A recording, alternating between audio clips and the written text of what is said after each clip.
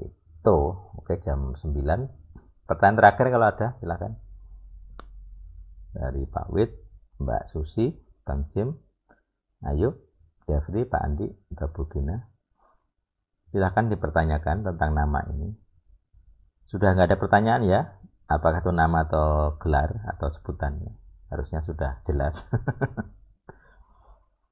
Nanti itu akan merembet kemana-mana konsep nama dan sebutan ini. Ya. Dari nama Tuhan sendiri, nama Juru Selamat. Nah, kesetiaan dengan nama itu juga nanti di terjemahan-terjemahan. Kita usahakan di Al-Sadik setia. Misalnya nama Rachel, itu tidak boleh diterjemahkan H, harus H, Rachel, bukan Rahel. Nah, itu contoh setia dengan nama. Hawa juga begitu, tidak ada Hawa harusnya. Khawah, H bukan H. Nah, ini contoh setia. Kita tidak mengikuti Siti Hawa ala orang Islam. Kita bukan Muslim ya. Jadi kita tidak setia dengan pengajaran Quran dan nama-nama di Quran. Termasuk tadi nama Nabi Nuh, Nabi Adam. Itu bukan ajaran Kristen. Mas Ede. Ya Pak Wid. Mungkin perlu dijelaskan yang pertanyaan saya tadi pagi atau kemarin ya? Yang mana? Yang pendeta ortodok itu loh, kan dia pakai nama Allah kan. Oh iya. Nah itu mana lebih dulu, orang sebelah atau gereja ortodok yang pakai Allah itu? Ya baik. Thank you. Jadi ini materi yang sering diusulkan atau dikeluarkan oleh Bambang Nursena, Rita Wayu dan kawan-kawan tukang apologetik. Mereka selalu bilang gereja Syria pakai Allah kok. Ya memang. Nggak hanya Syria, gereja Arab banyak pakai Allah. Contohnya ya tadi saya sebutkan Al-Muqaddas.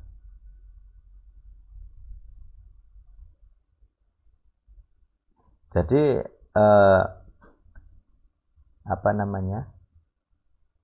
Al-Muqaddas itu kalau saya tidak salah dibuat tahun saya sudah tutup ya. Saya cek itu tahun 1700-an sekian. Jadi itu terjemahan sesudah ada Islam. Nah, cuman tadi ini saya belum siapkan bahan tentang salah satu. Jadi sebelum ada orang Islam di Arab itu ada orang Kristen Arab. Orang kan bertanya, sebelum ada kitab-kitab terjemahan yang ada sekarang, yang kitab Al-Hayat, Al-Muqaddas, itu bagaimana orang Kristen nyebut Tuhan? Ada satu inskripsi, saya lupa namanya, mungkin lain kali atau nanti di videonya akan saya update tambahannya. Jadi intinya adalah ada prasasti Kristen Arab yang tidak nyebut Allah, nyebutnya Al-Ilah.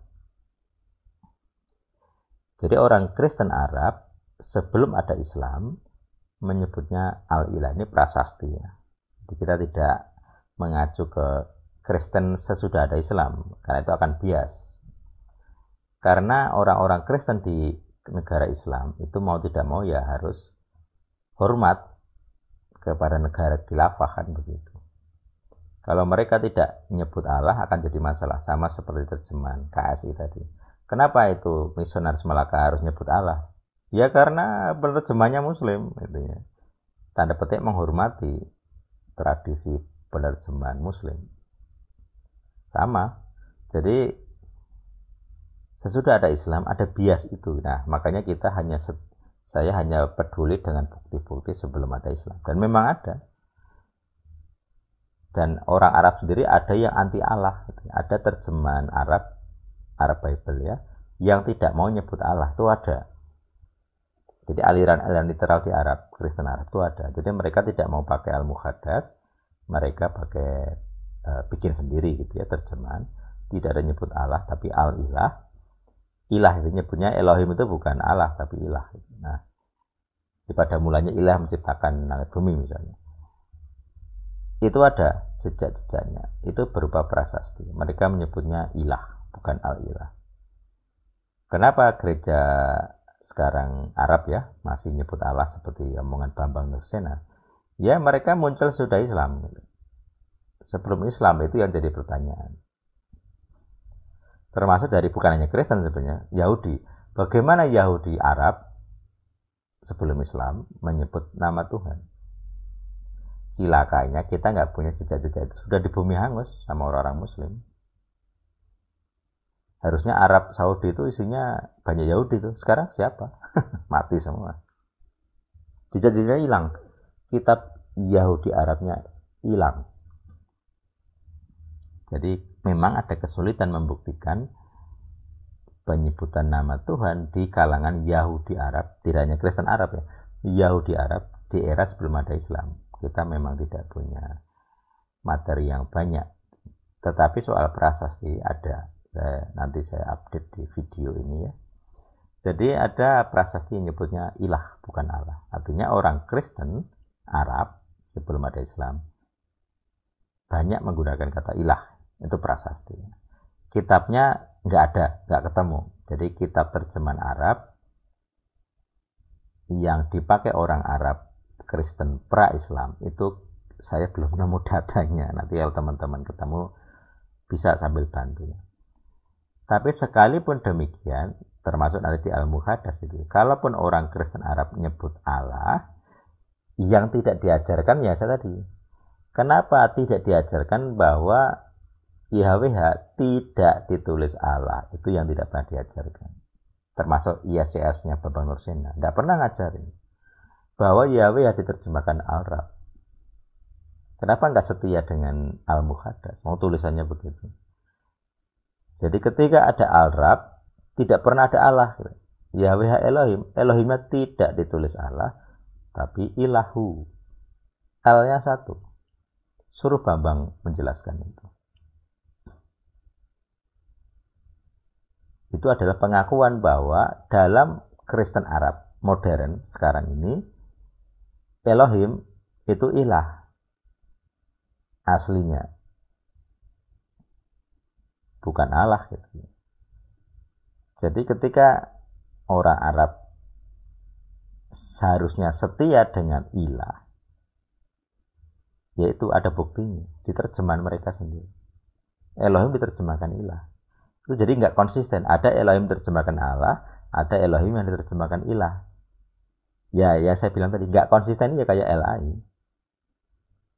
Tuhan huruf besar, ada huruf kecil, Allah huruf kecil, ada yang huruf besar. Ya nggak konsisten ya kayak gitu.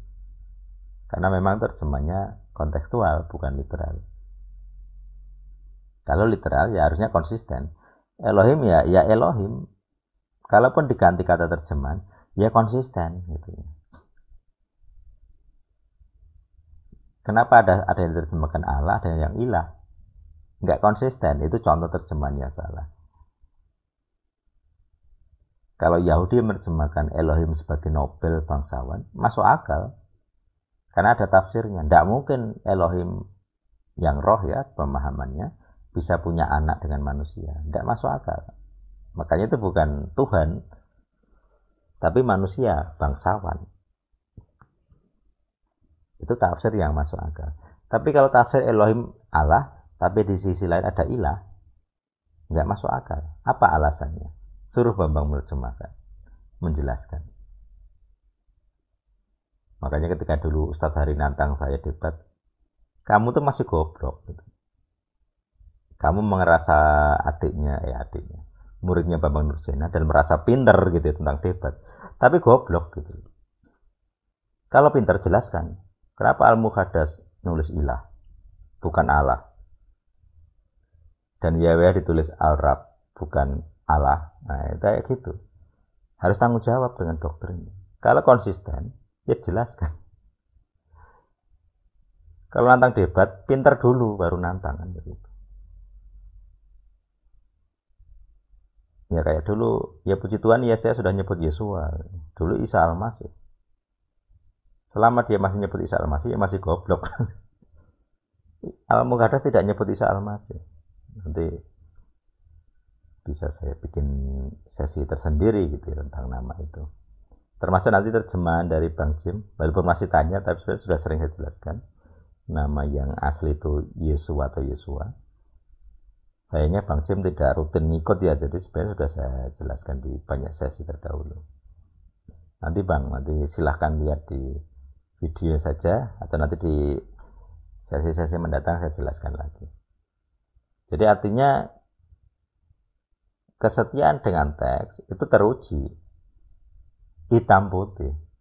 Kalau memang Bambang setia dengan nama Allah, jelaskan kenapa Al-Muqaddas Yahweh Elohim diterjemahkan Al-Rab Al-Ilahu. Satu L bukan double L. Itu fakta Al-Muqaddas. Bahkan sampai ada sekarang orang Arab yang anti Allah dengan bikin terjemahan sendiri. Yaitu kan seperti orang-orang secret name, nggak mau nyebut Allah, bikin sendiri. Sama seperti tadi, saya nggak mau nyebut Yahweh, saya edit di Bible Hub. Makanya ini yang jadi pergumulan doktrin gitu. Kalau doktrin yang tidak sesuai yang tertulis, lah ngapain saya percaya? Jadi ketika orang Arab Kristen menyebut Allah, penjelasan saya begitu. Itu adalah itu adalah Kristen pasca Islam. Kristen pra Islam tidak ada buktinya, mati semua, dibunuh. Harusnya mereka punya kitab-kitab dong, termasuk Yahudi Arab. Saya kesulitan mengakses informasi kitab-kitab Kristen pra-Islam, kitab-kitab Yahudi Arab pra-Islam. Ya karena bumi hangus, orangnya mati semua gimana? Kita memang kesulitan data. Jadi yang ada sekarang itu adalah produk-produk Kristen pasca Islam, bukan pra-Islam. Tapi kalau soal prasasti, saya nemu buktinya. Apalagi ada gerakan-gerakan anti Allah di kalangan Kristen Arab, ya memang ada. Tapi puji Tuhannya saya sangat bersyukur mayoritas Kristen Arab itu menyebutnya Yesua, bukan Isa Al-Masih. Sama seperti Al-Muqaddas ya. Al-Muqaddas tidak ada nama Isa Al-Masih. Jadi kalau ada Bambang ataupun sok ngarap lain yang bilang Kristen Arab menyebut Isa Al-Masih, berarti kan dobos gitu. Kalau kitabnya Al-Muqaddas, mungkin kitab lain menyebut Isa, aku nggak tahu. Tapi yang jelas di Al-Muqaddas bukan Isa Al-Masih, Yesua Al-Masih. Di YouTube juga itu nyebutnya Yesua. Orang-orang lagu-lagu itu ya lagu Arab ya. Nggak ada Isa Al-Masih, saya belum nemu. Kenapa orang Kristen Arab nggak mau nyebut Isa? Ya karena nggak mau sama dengan Islam. Nah orang Indonesia Kristen pengen sama kayak Islam malah. Nabi Adam, Nabi Nuh, Yahya. Kalau nama-nama Arab sebenarnya netral. Itu kalau persis ya, artinya kalau Yohanes jadi Yahya mending lah gitu. Tapi kalau Yesus jadi Isa itu jadi masalah. Karena di Quran atau di hadis, Isa Al-Masih itu keponakan Musa. Jadi kalau kamu menyebut kami berdoa kepada Isa Al-Masih atau Isa Al-Masih juru selamat, berarti kamu juga, apakah kamu mengakui bahwa Isa Al-Masih itu keponakan Musa? Kalau tidak, berarti kamu salah. Karena Isa Al-Masih itu keponakan Musa. Yesus bukan keponakan Musa, tapi kalau Isa Al-Masih keponakan Musa. Dan banyak kisah-kisah yang berbeda. Termasuk tidak mati di salib, itu yang paling fatal. Isa Al-Masih tidak mati di salib. Yesus mati di salib. Nah itu. Jadi memang ya terlanjur kita terlalu banyak pengaruh Islam, pengaruh terjemahannya ya. Kalau pengaruh terhadap terjemahan Kristen Arab sih mending ya, bisa ditoleransi. Tapi ini masalahnya toleransi kepada ajaran Islam gitu ya. Jadi apakah kita toleransi? Ya kamu pindah aja Islam gitu daripada Kristen. Biar ketemu Nabi Adam gitu. Biar ketemu Isa Al-Masih, Nabi Isa. Kita nggak mengakui Nabi Isa, nggak ada namanya. Oke, seperti itu memang selalu alasan dipakai adalah seperti YCS ya. Gereja Ortodoks Syria pakai Allah. Ya.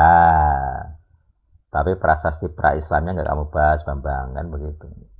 Kalau mau jujur ya jujurlah. Apalagi kamu punya titel gitu kan. Setialah, jujurlah dengan data. Jujurlah dengan Al-Muqaddas yang nyebut Al-Rab Al-Ilahu. Makanya ini biar ini ke publik ya, biar orang tahu gitu.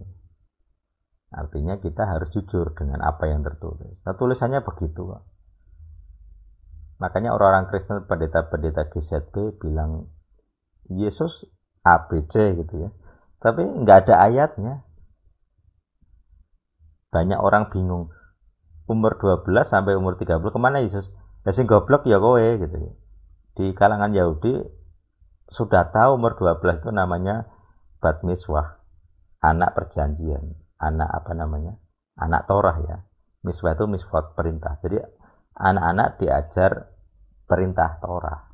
Lalu apa? Ya sekolah para rabi. Sing pintar masuk sekolah sehingga diajar bapaknya di rumah. Yesus jadi rabi, pintar, umur 12. Itu ada sekolah rabinya 12 sampai 30 itu ada. Sing goblok itu mikir, dia kemana ya? Apakah dia ke India? Paling goblok begitu. Dia nggak kemana-mana, dia ikut sekolah rabi sampai umur 30 baru boleh mengajar. Makanya kalau nggak ngerti kebudayaan Yahudi kan bikin doktrin aneh-aneh, Yesus ke India macam-macam.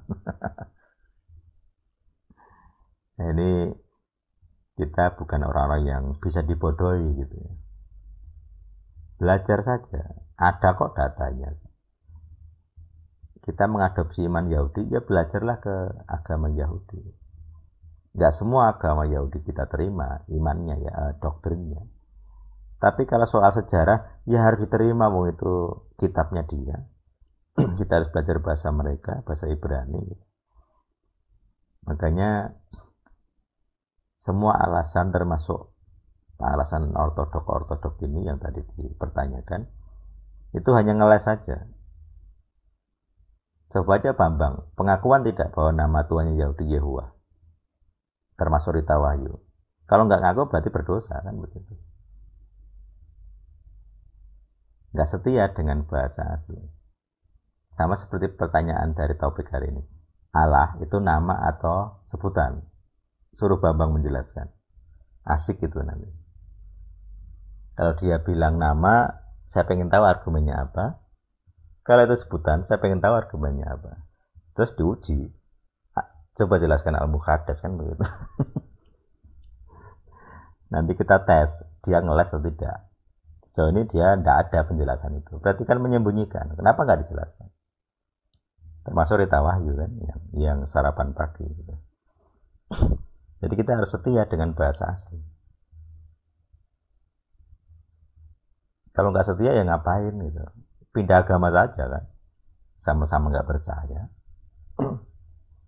Oke, itu ya pertanyaan terakhir sudah saya jawab. Jadi memang kesulitan tentang data, tapi soal prasasti ada. Nanti silakan tunggu, saya susun dulu di et.net, nanti bisa dipantau juga. Jadi kebetulan saya mendapat juga dari teman-teman Arab yang penyusun kitab anti Allah ya. Dia argumennya itu. Dia argumennya adalah dulu Kristen Arab tidak menyebut Allah tapi Al-Ilah. Prasastinya ini nah, ada fotonya. Dan memang nggak ada kata Allah di situ. Isinya Al-Ilah. Jadi itu argumennya saya pakai. Apalagi di kalangan Islam Allah itu nama bukan sebutan. Di syahadatnya kan begitu. Tiada ilah selain Allah. Tiada ilah selain Allah. Ya berarti Allah itu nama. Sebutannya ilah. Di Kristen kan juga sama. Para ilah kan kita juga sama pengakuan itu. Ilah-ilah lain. Sebutan ilah kita akui sebagai nama generik. Ketuhanan. Ya walaupun tidak konsisten. Gitu. Orang masih bingung itu Allah, kadang ilah, kadang Allah. Ya karena bodoh saja. Kalau pintar ya ngerti secara grammar, secara makna, L1, L2 itu bedanya apa harusnya ngerti.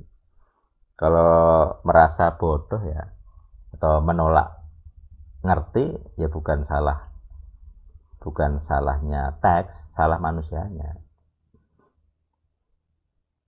Teksnya nulis begitu, dibaca lain, dimaknai lain, kan penafsirnya yang salah, bukan teks aslinya. Teks aslinya nggak nulis gitu ya harus diterima, jangan dilawan. Kalau bahasa aslinya nggak ada double L, ya jangan ditambah-tambah. Kita harus setia kepada bahasa asli, bukan terjemahan. Jadi walaupun orang seperti Bambang berdialog dengan Allah, sejak dulu orang Kristen pakai Allah. Itu pasti nggak pernah dibahas itu prasastinya.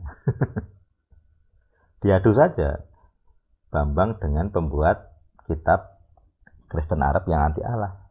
Diadu saja, mana yang lebih cerdas. Kita hanya ikuti yang cerdas. Yang goblok nggak usah gitu kan. Siapa yang goblok, Bambang atau Kristen Arab asli ini gitu. Saya lebih percaya yang ini. Ada logikanya masuk akal, ada prasastinya kok. Bahwa orang Kristen Arab pra-Islam penyebutannya ilah gitu ya, al-ilah gitu. Ya berarti termasuk di Al-Muqaddas. Jejaknya masih ada di Al-Muqaddas. Kalau nggak ada ya saya akan bilang salah. Ya, memang ada jejaknya. Ya akui saja kalau begitu. Kita yang salah selama ini gitu ya. Termasuk dosa-dosa misionaris. Ya sudah, kita akui saja. Misionaris kita berdosa. Kalau nggak ngaku salah ya kamu ya akan dihukum Tuhan asli. Tuhan KW nggak akan menghukummu. Senang malahan kalau kamu salah, senang. Kamu sesat ya senang. Tuhan asli tidak, jangan mimpi. Dia tuh hitam putih. Makanya kayak tadi ada pendeta ketakutan serangan balasan. Lo goblok banget bagi saya gitu. Pendeta kok takut dengan setan? Berarti kan dia beriman Tuhannya, Yesuanya, Yahwehnya tidak bisa melindungi.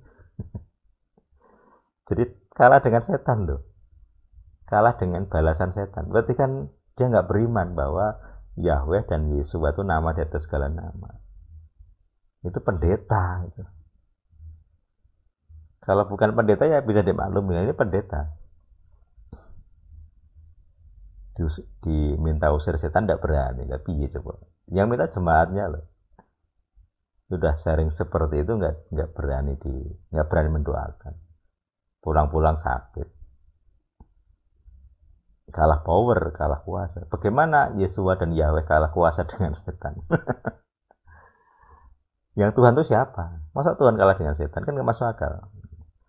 Makanya saya nggak mau percaya doktrin-doktrin yang nggak ada kuasanya. Saya sejak dulu beriman dengan kuasa. Buktikan, Tuhan, buktikan kamu punya kuasa. Kalau nggak bodoh. Nggak mau saya ikut kamu. Ngapain? Kamu kalah kok. Kelak kita akan jadi saksi. Siapa yang kalah? Tuhan atau setan?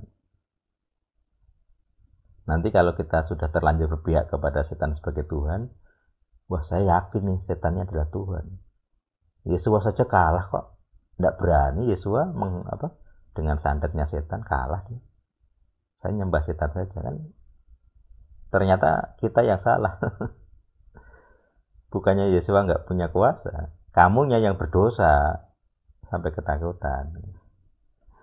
Makanya di Al-Sadik ujiannya itu, saya nggak peduli kamu saat teduh atau tidak, tak uji saja dengan setan. Kalau masih ketakutan dengan setan, nah berarti kurang. Mau kamu saat teduh sehari 5 kali kayak doamu melidit sehari 2 jam, kalau masih ketakutan, ya berarti roh di dalammu bukan Roh Kudus yang asli. Yang asli nggak bisa memberi ketakutan. Mau dia Tuhan kok takut? Ya nggak mungkin lah, nggak masuk akal. Dia pencipta setan, masa takut dengan setan? Ya nggak masuk akal. Makanya yang nggak logis ini pasti sesat. Gampangannya gitu ya. Iman tuh masuk akal. Iman saya masuk akal. Ya tunjukkan. Oh kalau berkuasa baru saya percaya. Kalau ada orang berdosa mati karena dosanya ya, saya percaya Tuhannya asli.